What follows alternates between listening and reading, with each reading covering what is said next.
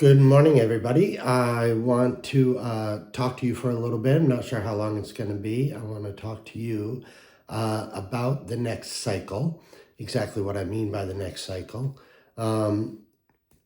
You've found your way to this video because of either social media or some other avenue. So you're either watching the video on social media or you're watching it on the website, thenextcycle.org. And so you want to know more about the next cycle, and I want to tell you. I had tried a podcast in a vlog series, and I really just didn't have enough material that focused on the next cycle to sustain either one of those. So I'm just going to do this one video. I'll introduce you to myself, and then I'll introduce you to the idea of the next cycle. So first of all, myself. My name is William Wilkinson. I'm the author of the book, The Next Cycle, The Foundational Years. I have a second book in progress, which is called The Next Cycle, The Chronicler. That's been on hold for a little while just because of other obligations, but I am making I made some good progress on it. Anyways, so what is the next cycle? Well, the next cycle, the book that I wrote is fictional. This video is not intended to be entertaining at all. It's intended to be informing. If you would like to be entertained on this subject, then you'll want to pick up a copy of the book, The Next Cycle, The Foundational Years. It's available on Amazon, Barnes & Noble, Apple Books. On the website, you'll find links to everywhere that it is available. I apologize if my gaze on occasion doesn't stay right on the camera. It's difficult for me to look somewhere other than the screen. I'm sure most people have that problem. Anyways, so the next cycle. Who am I? I'm sorry. Yes, again, William Frank Wilkinson. What is it that really brings me to you? What is it maybe that qualifies me to talk about this with you? Well, really, there's nothing spectacular about me. I'm not some kind of a genius. I don't have a PhD. I'm a bus driver. I'm a father, I'm a husband. I am an average person. The only things that might stand out about me, I am pretty good at recognizing patterns. I see patterns in nature, patterns in numbers, patterns in history, patterns in civilization. And I notice patterns of progression, and those patterns are what brought about the next cycle. I think it's prudent that we talk about this now because we are in the midst of a cycle change. I'll explain that in just a couple of moments. And I think we just need to be prepared. We need to be prepared less about the change of cycle and more about what comes in the next cycle, hence the name of the book, because that's what's really important. So the cycle, this pattern of cycles, is noticeable everywhere in nature. I live in New England. It is autumn here, and the leaves will soon be changing.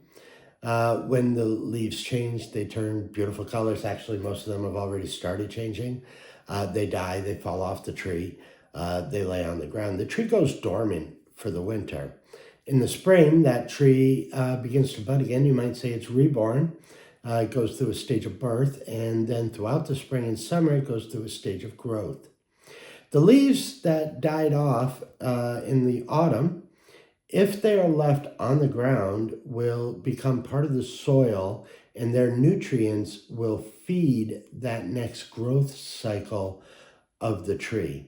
And so this is a cycle. This is birth, growth, death, dormancy, rebirth, and growth again, which is built largely supported by the death of the previous cycle. For a new cycle to begin, an old cycle must end. Very important to note. So this cycle, it exists outside of trees. Obviously, a tree is a very easy way to recognize the cycle. It's certainly the best example I can offer you, but our lives often cycle. We go through different phases of life where it might for me personally, so we have our elementary school years. Eventually, our elementary school years die off, and then we go into high school, middle or high school. So there's a phase, there's a cycle change in our education. Our education began, and it grew throughout our primary school years. And then those primary school years kind of died away. You could say there was a period of dormancy during, here in the United States, we have a summer break in between. And then we move into the next cycle, which is our secondary education, high school is what we call it. And then we start growing again. Our knowledge base starts growing again. And that growth is largely fueled by what we learned during our primary years. Eventually, for many people, that cycle comes to an end. They move on to college, and the same thing. One cycle has died off, and the next cycle begins. Education usually, I guess, has a definitive end, though I know a lot of people who continue to learn and educate and grow well beyond formal education. And it still always winds up being a cycle. Our own cycle of years, as we grow, as we mature, we change. If you're a Christian, you read the Bible, there's a letter by Paul, and in that letter he says, when I was a child, I spoke as a child, and I thought as a child. And when I became a man, I thought as a man, and I spoke as a man. Not an exact quote, and I'm pulling it off the top of my head, so I can't even give you the book or passage or whatever.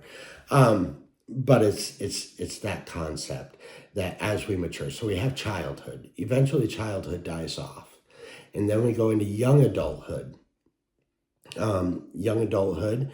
We grow during young adulthood. We build on whatever we learned and whatever we gained during early childhood, and we build on that, and we grow throughout young adulthood. Eventually, young adulthood becomes middle ages.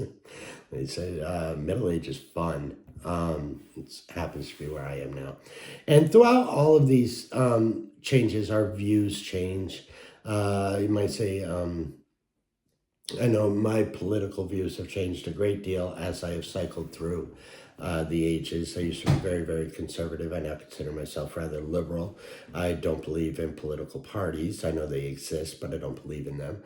And I do usually vote one particular party that more closely fits my views. That's the way it works in the United States. We don't vote for people, we vote for parties. And anyways, I could get off on a tangent there.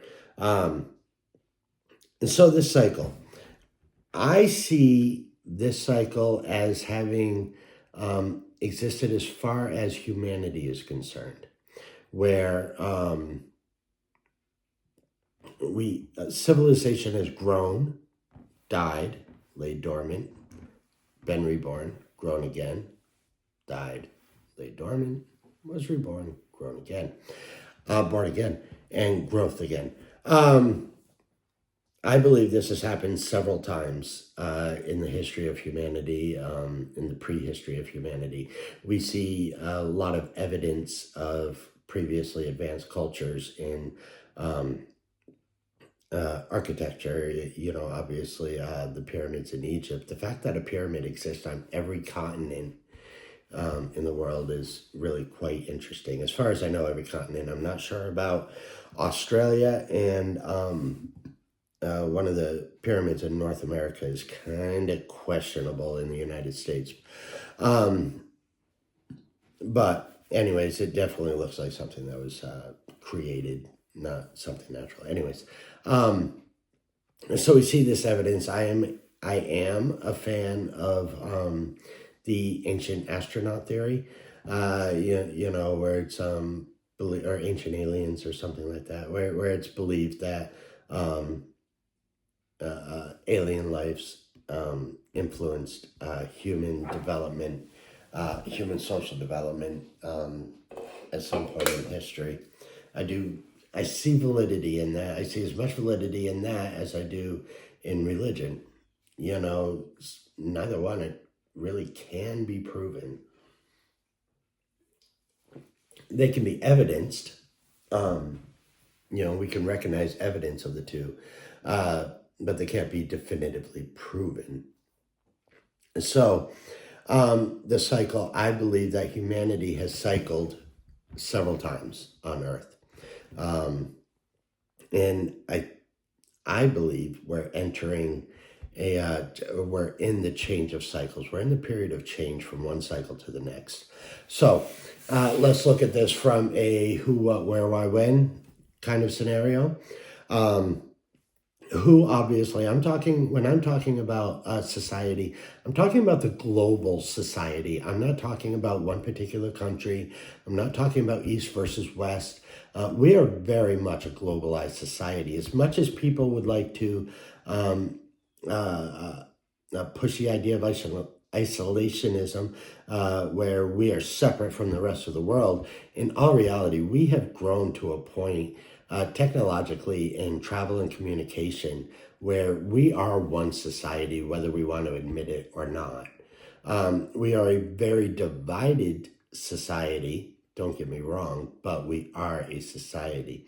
So that's a who. It's a global society. When I talk about a change of civilization, a cycle change for society, I'm talking about the global society. So what is the change of cycles? I've already explained that to you. I believe society as we know it here on Earth is working its way to an end. I believe we will crumble. It will be through acts of our own doing that we will crumble, and then we will come into the next cycle kind of reborn with enough carried over from this cycle to help us grow even further into the next cycle. I believe this has happened several times in the past, and I believe we can find evidence for it in the present day as well. So that's a who, that's a what. The when. Now that's open for interpretation. I'm not. Again, I'm a bus driver. I'm nothing spectacular.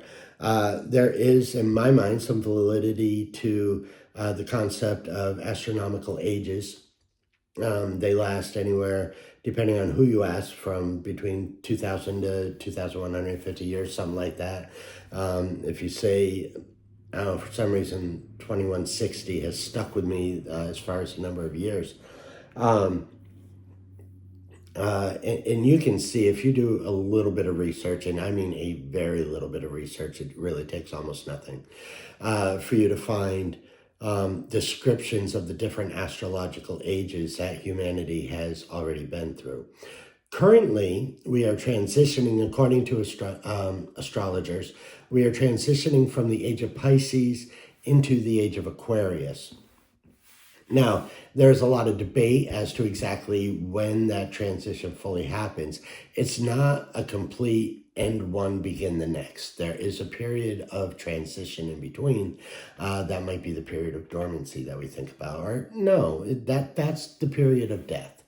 That's when the previous age dies, and and then there's that space until the next one is born. It's a long process. It's not an immediate process.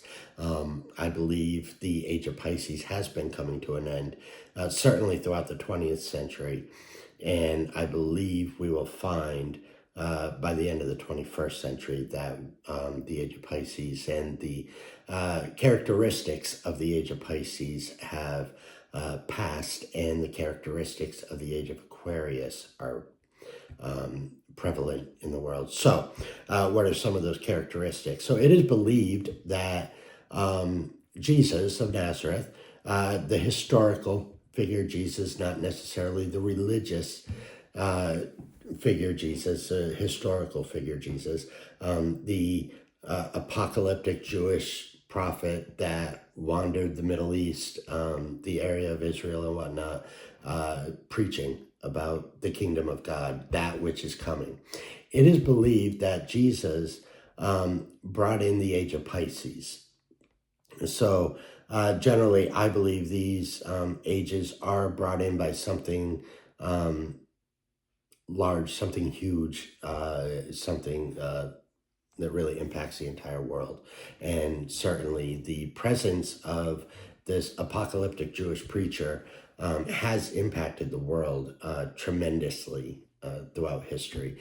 It gave birth to, Christianity and Islam. I know people don't understand that, but Islam was born largely out of the Christian movement, the building of the teachings of Jesus.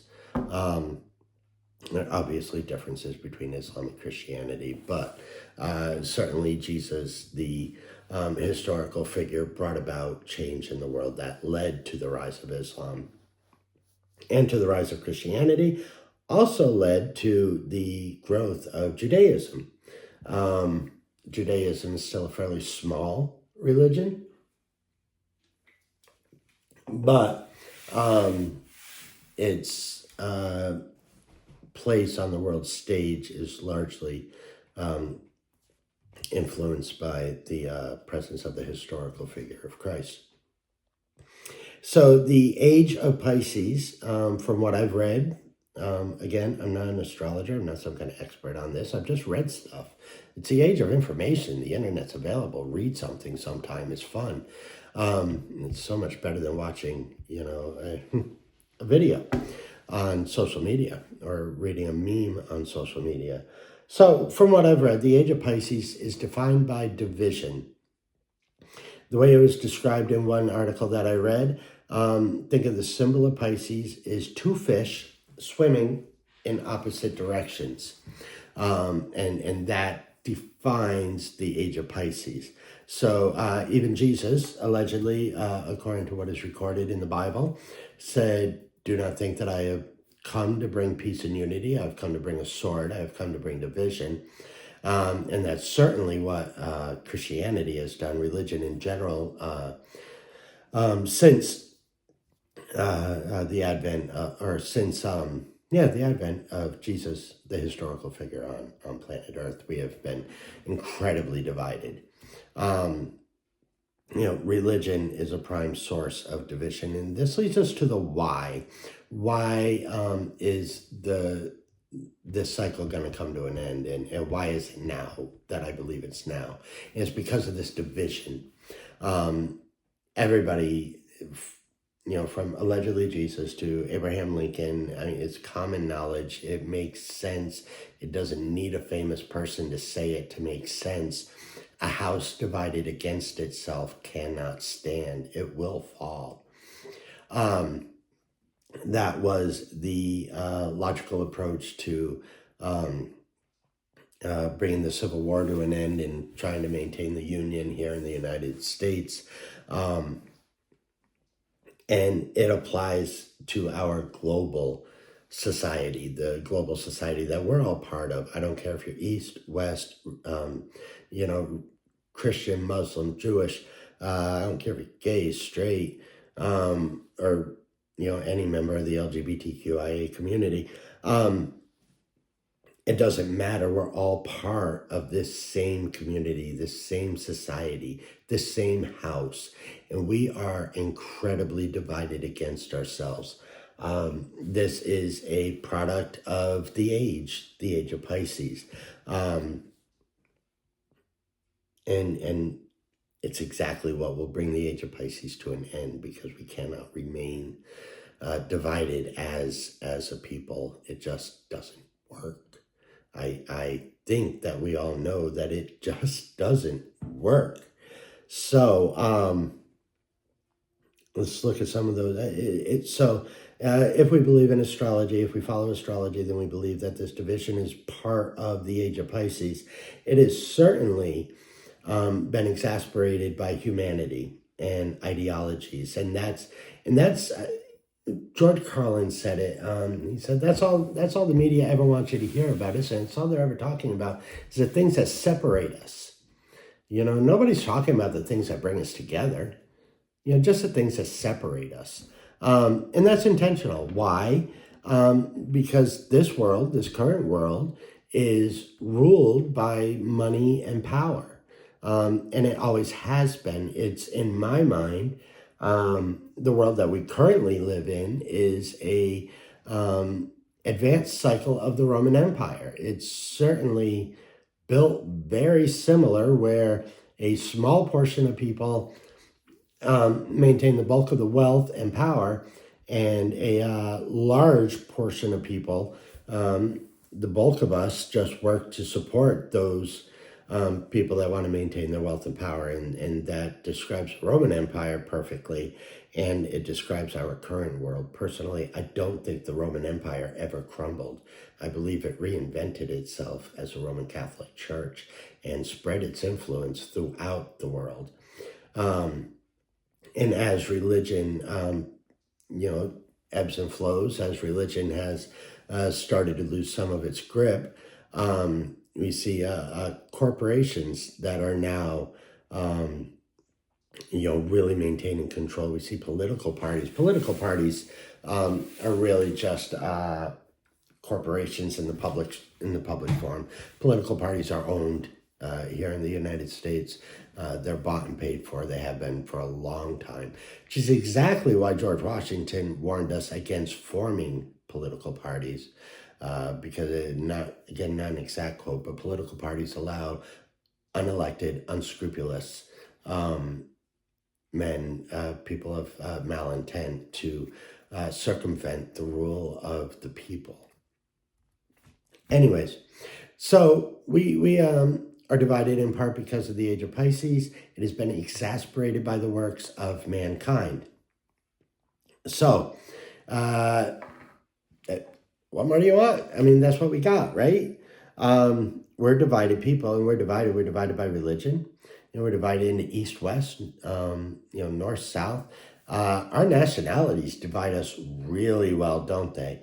The color of our skin and the language that we speak, there are people, I know some smart people who believe that their race is superior to others because, they read it in a few books that were written by other people who believed their race was superior to others. And I'm talking about very intelligent people, and it scares me that these people have intelligence, they have intellect, and they still believe that. God, anyways, so we're divided, and we can't last, so we're not going to. And I think if you follow the news at all, even poorly, as George Carlin once put it, if you follow the news even poorly, you can recognize that these areas of division are becoming chasms. The biggest division in my mind right now in the world, outside of nationality, is wealth. The division between the rich and the poor, that gap grows and grows and grows and grows to where it is beyond a chasm. I mean, 1% of the population could makes more than the other 99%. Ironically, the money that 1% makes is on the backs of the 99%. So that is what it is. It's the way of the world. It's the world that we currently know, and it's a world that will not last because it cannot last. Our world is built on money and power, and money and power are not instruments of growth. They are instruments of control. And that's something that I really want you to know about the current cycle, is we're in a cycle where we're controlled very blatantly. I mean, some people don't recognize it, and so I almost want to say that it's discreet, but it's really not. We're told what to believe. We're told what to buy. There are psychological principles. I have in education and psychology, rudimentary, elementary, and psychology, or an elementary education in psychology, but I know enough to recognize how you can program people. It's not unheard of. We all know the story about Pavlov's dogs. He'd ring a bell and feed them, and then the sound of the bell would make them salivate. the same thing. We are programmed in the exact same way. We hear this, we get a reward, so we continue doing this, or we see this and we feel a reward. What's that reward? That reward is instant gratification. Credit is a big thing that helps to control us because we can buy what we want now and pay for it later. Instant gratification, instant gratification. And that's what we want. We want instant gratification. And the people with power and control in this world know that. So they keep finding ways to placate us with that instant gratification. Well, let's give them this. Let's give them this. Let's give them this. And debt is perfect. Let's give them credit because if they're in debt, they have to work. And if they have to work, then those of us who employ them have some power over them, don't we? I'm in the United States where people like to run around and, pound their chest and thump about, how free we are. And my understanding of the world and of world history is that, we likely have it better than most other parts of the world as far as freedoms go, or many other parts of the world, and certainly many other periods of time throughout human history.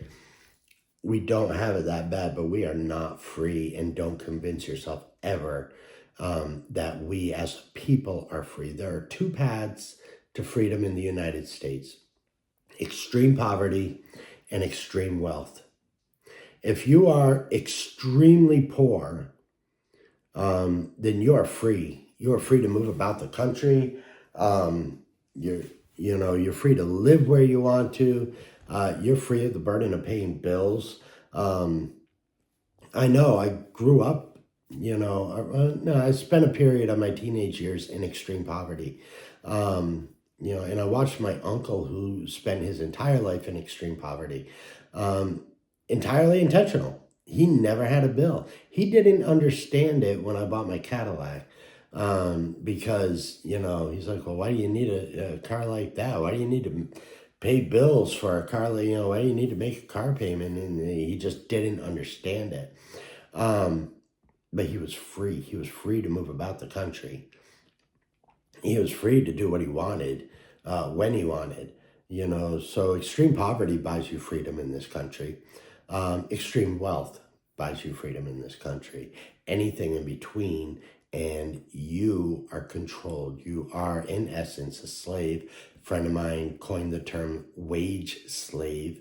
That certainly fits very well, doesn't it? I have a mortgage. I no longer have a car payment, but I have a mortgage and I have consumer debt. I have no choice but to work. In time, even when my house is paid off and the consumer debt doesn't exist anymore, I'm still going to have to pay for electricity and pay for communication, pay for healthcare, pay taxes on my home.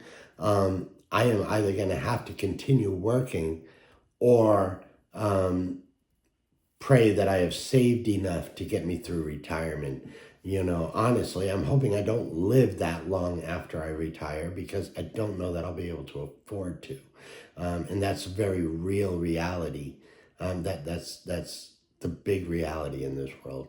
I don't believe the way things are going right now, I don't believe I would be able to live very long outside of retirement, which would have me working until, 5 years before I die, I watch my mother. My mother's doing that right now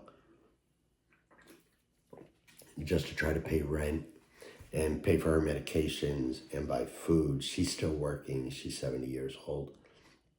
She's collecting Social Security. And, she has Medicaid or Medicare. I'm not sure which one. One is for the poor and one is for the elderly. So she has Medicare and, she collects Social Security, but that's not enough. She had some money in a retirement account.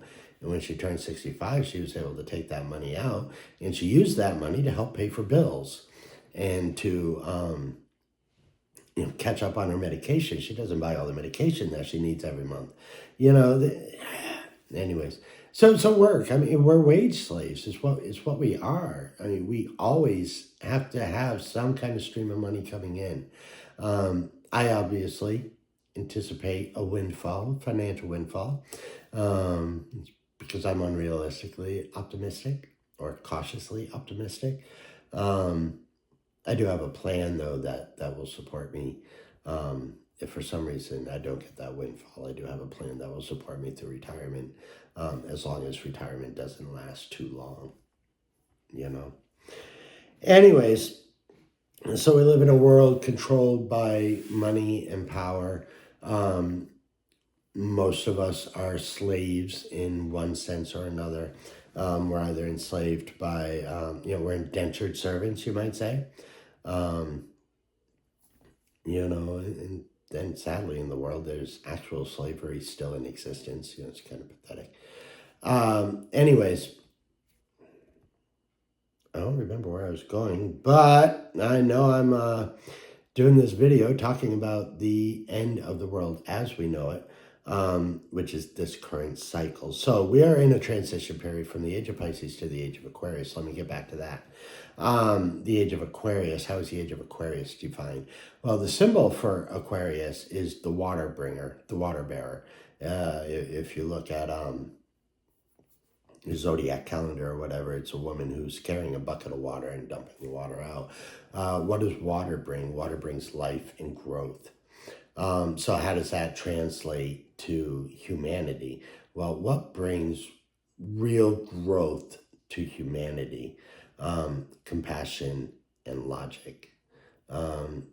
When we are driven, currently we are driven 100% emotionally. And emotions can be manipulated, and they are manipulated. You're told what to be afraid of. You're told what to hate.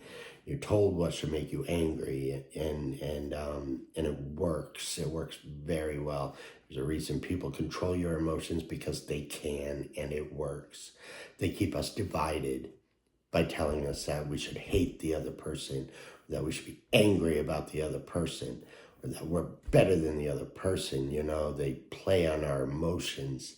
And both sides do it, conservative and liberal. Liberal will play on, hope and guilt, whereas the conservatives will play on, anger and hatred.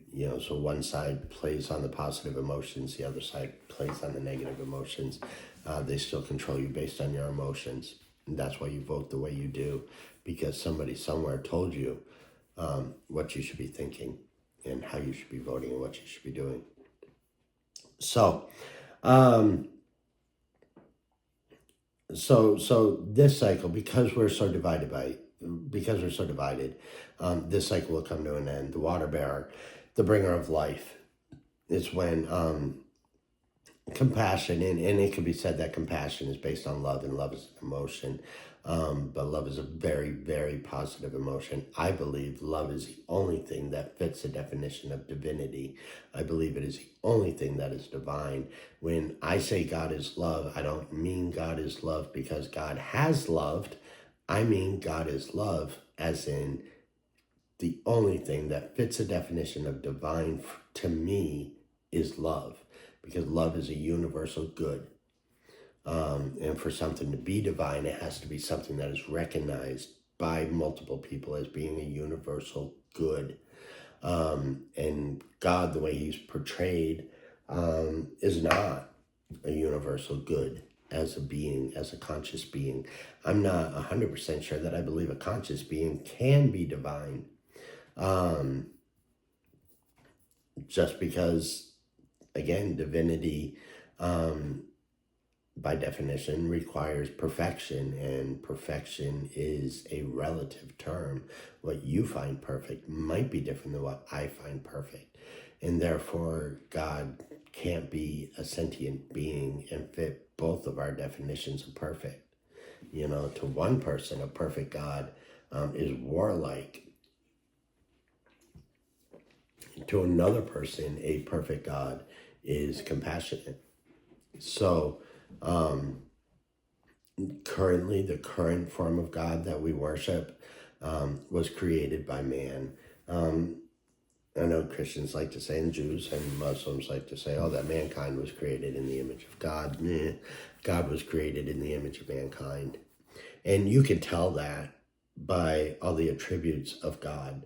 Throughout the Old Testament, he's angry, he's jealous, he's conceited, to say the very least. He's an absolute narcissist.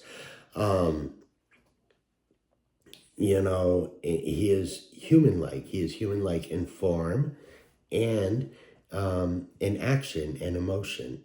So God was created in the image of the people that created him, and that's not new. That's not new to Christianity. It's not new to monotheism. It existed in the polytheistic societies of ancient Rome, ancient Greece, in the Americas, where you had the different gods of the Parthenon, Mount Olympus, or whatever. You know what I'm talking about, with Zeus and Persephone, and I don't even know if I've just confused Roman and Greek. My youngest daughter is more of an expert on such things, and I am willing to admit that I am not, but you get the idea. These were human-like gods. So God has always been human-like. As long as mankind has believed in a God, we have believed in a human God, or a human-like God. And this is where I find a little bit of validity towards the idea of the ancient astronaut theory, where what humanity knows of as gods were actually, visitors, extraterrestrial visitors.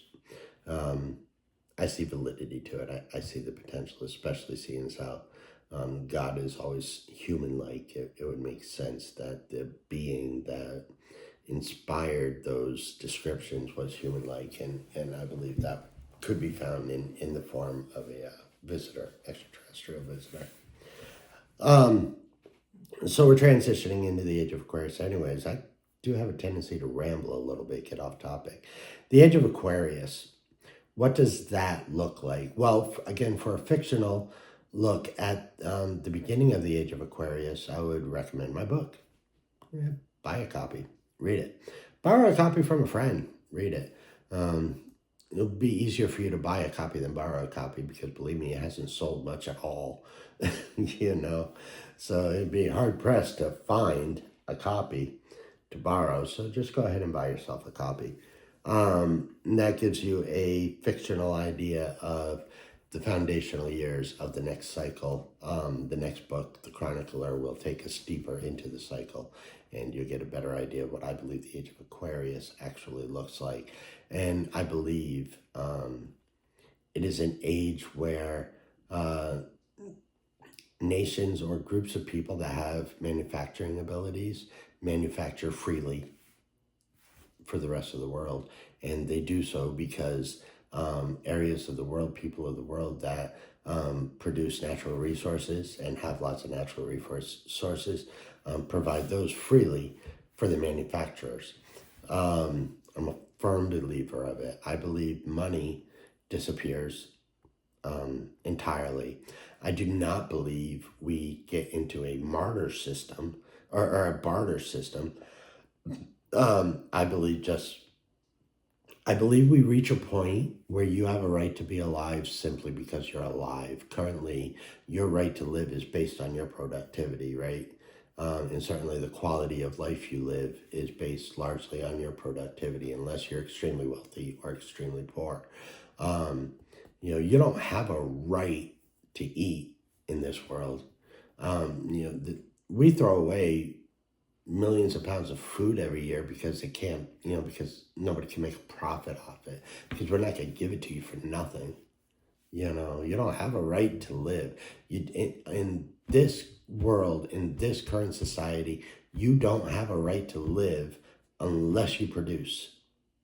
If you do manage to live without producing, again, extreme poverty, you're not going to live well and you're not going to live long.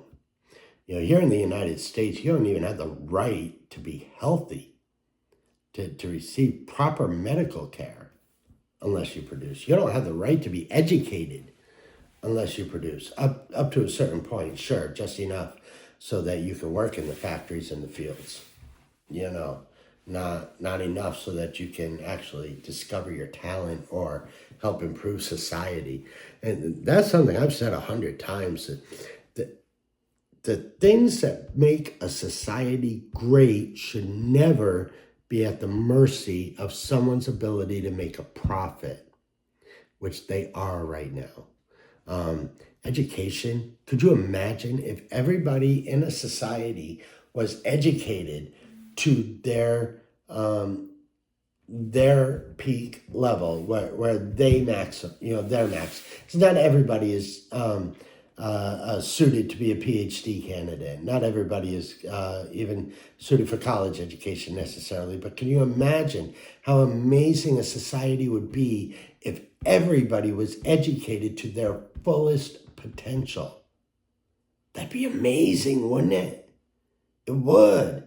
Could you imagine how amazing a society would be if everybody was as healthy as they could be? If everybody had proper medical care, saw a dentist on a regular basis, saw a doctor on a regular basis, and they were able to do those things without going bankrupt. Can you imagine how great that society would be? We would be healthy and intelligent and educated,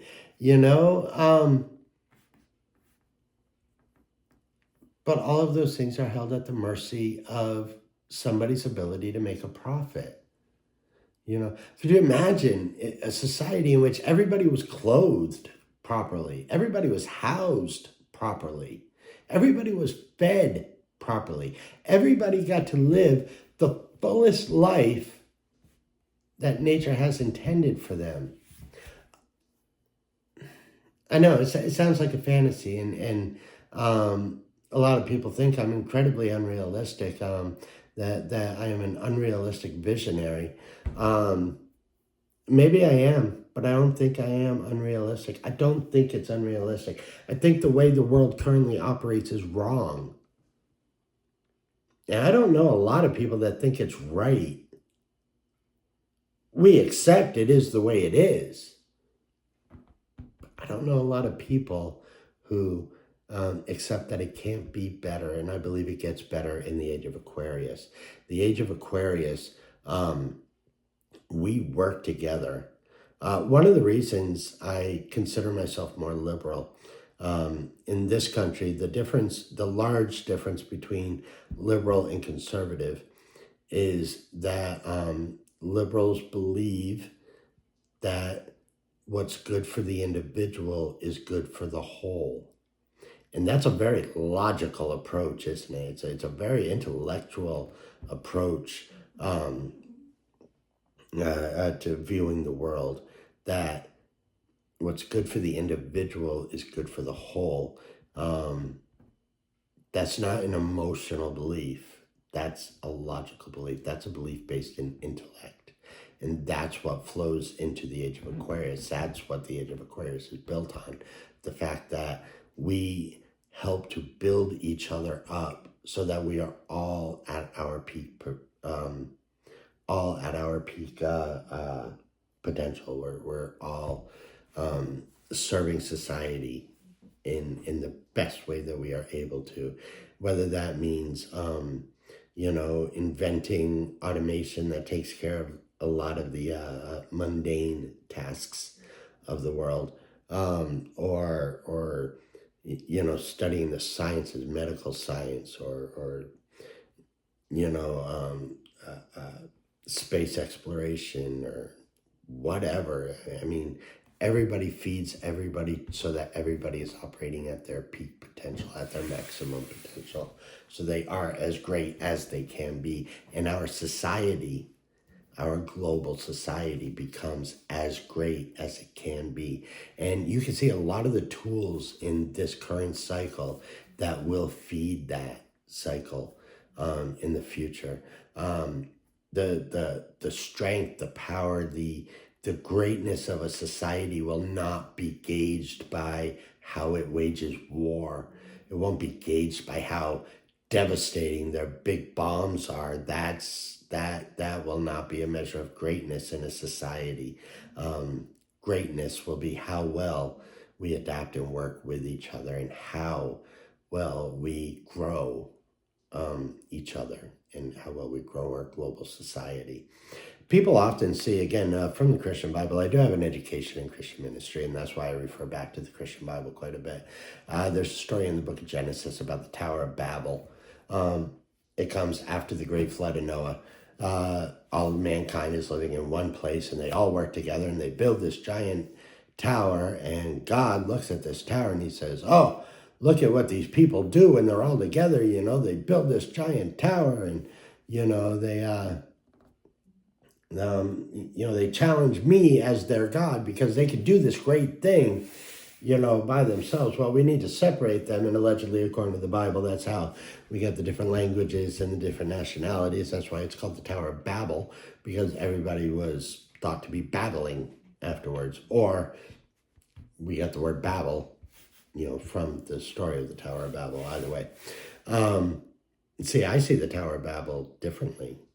I see a united people building amazing things as a good thing, not as a bad thing.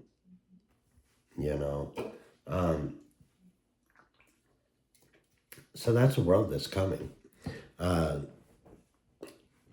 believe that wholeheartedly. I believe that with every ounce of my being, that, the world that is coming is a unified world. I believe national boundaries disappear.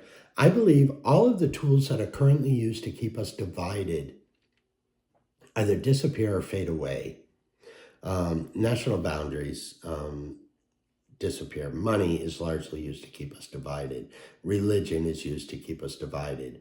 Not that people won't hold some kind of religious or spiritual beliefs. I believe they will.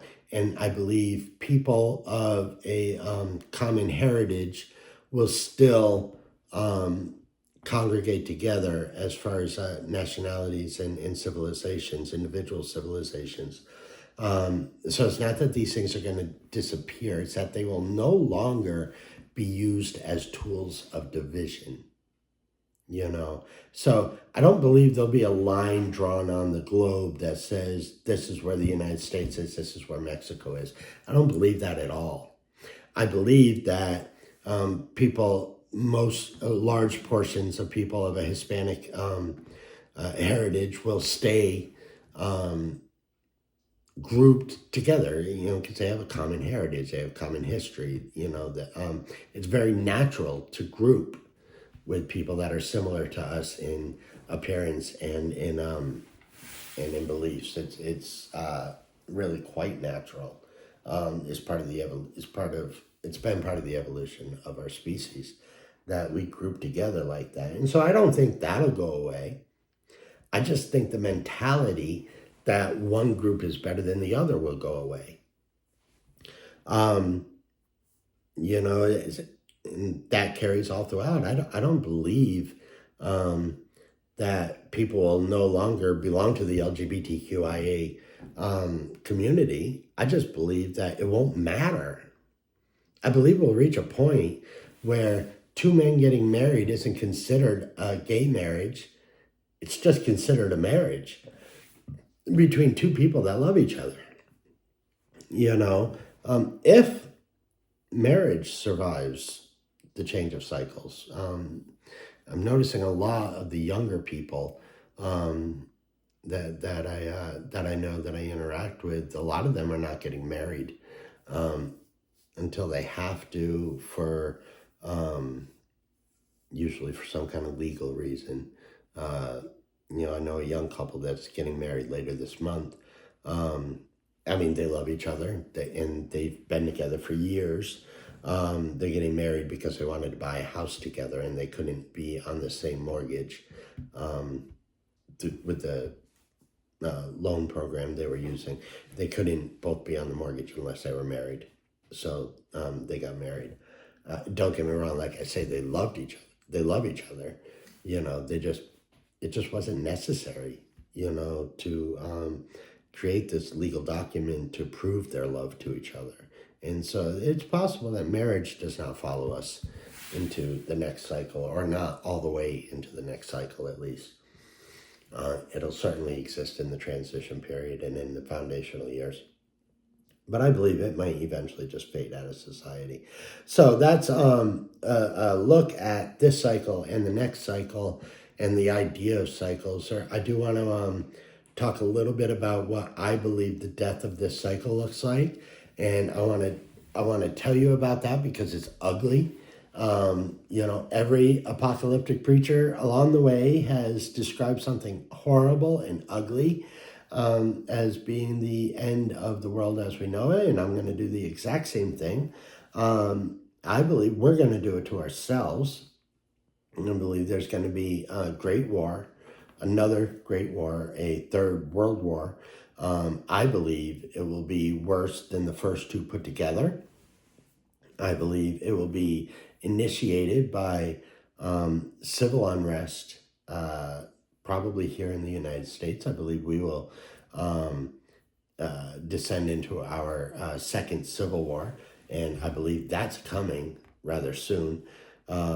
It's not hard to see, I don't believe. I don't think it's hard to see. Whereas, normal people, I have friends that are completely different, completely opposite of me when it comes to their political ideologies and their religious ideologies and whatnot. Completely different, but we're good friends. But there is an element of our society that is trying to feed division, and there is a portion of our society that thrives on that is looking forward to a fight, and that'll happen. And because the United States is so tied into the rest of the world, as soon as we fall into disarray, the rest of the world just comes with it, we can already, so it's I don't know when you're watching this, it's 2024, the war in the Mideast, there's war in the Mideast that's spreading. It's getting bigger. It's getting a little bit bigger every week. Every day I turn on the news so I could see if the world ended last night. I wake up in the morning and I'm like, oh, did the world end? No, not yet. I guess I'll go to work. I don't know a single person who's not preparing in one way or another for some kind of unrest in the very near future. We're getting ready for a presidential election. You talk to people. I talk to people about the election. They're like, well, we grew a little extra in our garden this year so that we can a little bit more so that we have, the extra food supplies if we need it. I myself filled my chest freezer, and I'll top it off as we get closer to, as we get closer to the election, because I do believe it's going to be ugly. And millions, if not billions, of people globally will die from the change of cycles. I believe there will be just enough of us left to rebuild a society afterwards, but I believe that to be minimum. In the book, I talk about 90% of the world's population being killed in the war, and maybe war combined with natural disasters. In the book, I talked about ocean storms that killed people hundreds of miles inland. We just, here in the United States, experienced Hurricane Helena, and she killed people hundreds of miles inland. So, between natural events, which I believe will take less lives than the war, but a lot of people die. And so why do I believe that coming out of this, we are driven by intellect? Why? Because intellectuals are less likely to put themselves in a situation where they have to fight and die. Intellectuals are much more likely to find a way to stay out of the fight and survive. And so when you get to the other end, what do you have? You have a large group of intellectuals, because the people who are driven by emotion are fighting and dying. The people who are driven by logic are hunkering down and just waiting it out as best they can. And so on the other side of the change of cycles, you have a logical humanity left. This has happened before in the evolution of mankind. There was at one point, ancient times, when Homo sapiens really kind of took off as a dominant hominid species on the planet. There was a major volcanic eruption that kind of threw us into an ice age, and Homo sapiens were the most adaptable. We were able to adapt to the changing climate, and that's how Homo sapiens largely survived and wound up taking prominence on the planet over the other hominid species that existed alongside of us, because we were adaptable, because we were able to change, you know. And that's why the people of today, that's why we are so adaptable now. That's why we can make clothes and homes to protect us from the elements, because that aspect of us survived that transition. And so when the intellectual aspects of us survives the next transition and come out the other side, we're a more intellectual species. And as such, we know what's good for the individual is good for the whole. And we know that it is better for our neighbor to do better. And so compassion, love is considered an emotion, but really compassion is a product of logic. Because it's only logical that we would love one another and build each other up and act compassionately towards one another, because failure to do so is what's going to bring this cycle to an end. And I don't believe we will want to get into that again. What comes after the age of Aquarius, after, I think we have maybe 100 years left before we fully transition. I believe the continual breakdown of our global society, I believe it's already started, and I believe it continues probably for another 50 to 100 years. I'm sorry for those that have to live through it. I really am. But you need to understand that on the other end, it's better. Change is coming. Change is necessary. And the other side of change is absolutely amazing. So that's what I have about the next cycle. As you can see, I managed to fill about an hour. It doesn't really, justify a full-on vlog or a continual podcast. So I'm not going to do that. I do have a podcast that's coming in the future, but it's not on this subject. So I don't know if you follow me at all on social media, just kind of keep your eye out for that if you're at all interested. Honestly, I'm doing the podcast whether you're interested or not. I don't care. Just because it might help people. So, but there we are with the next cycle. Would I love you to buy the book? Yeah. Do I expect you to buy the book? No. I think it's a good book. A lot of people that have read it have told me that it was a good book. But they're not buying it for their friends, and their friends aren't buying it. So maybe it's not that good a book. I don't know. I felt compelled to write it, and I wrote it.